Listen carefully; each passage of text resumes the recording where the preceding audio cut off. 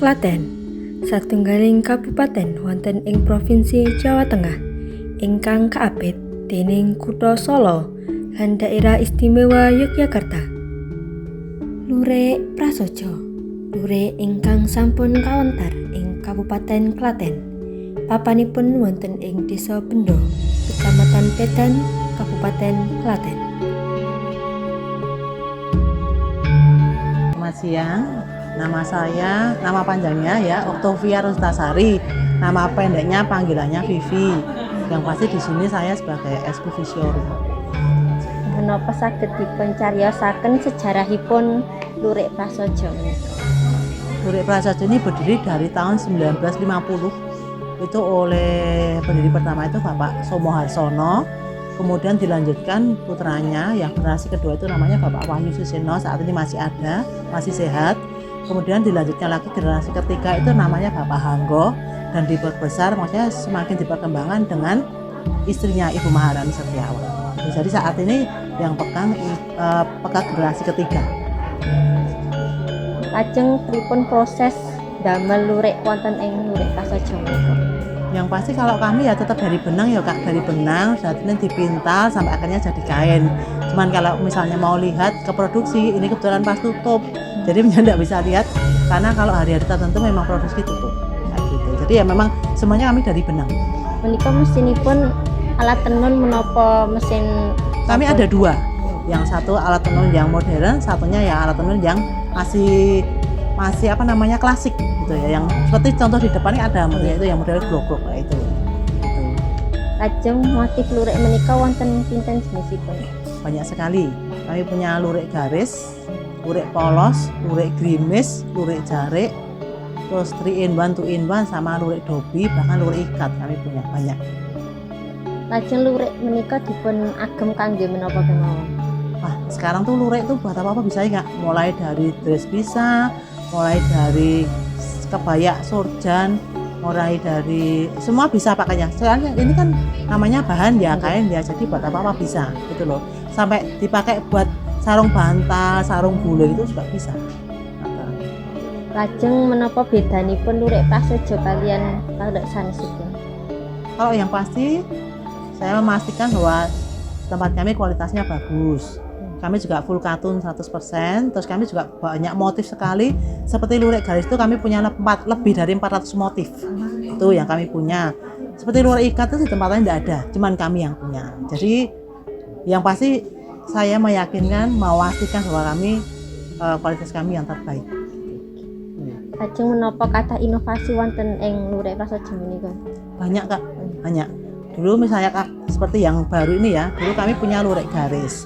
Dikembangkan menjadi lurik 3-in-1, ada tidak cuma garis tapi ada polosnya, ada motif besarnya, dikembangkan lagi jadi lurik ikat, dikembangkan lagi jadi lurik dobi itu yang ada teksturnya, jadi berkembang terus seperti itu. Jadi kan biar kita tahu juga kebutuhan konsumen kan, sekarang tuh tidak mau cuma sekedar garis, ada yang maunya pakai ikat, ada yang mau pakai dobi ya, itu di sini dikembangkan seperti itu.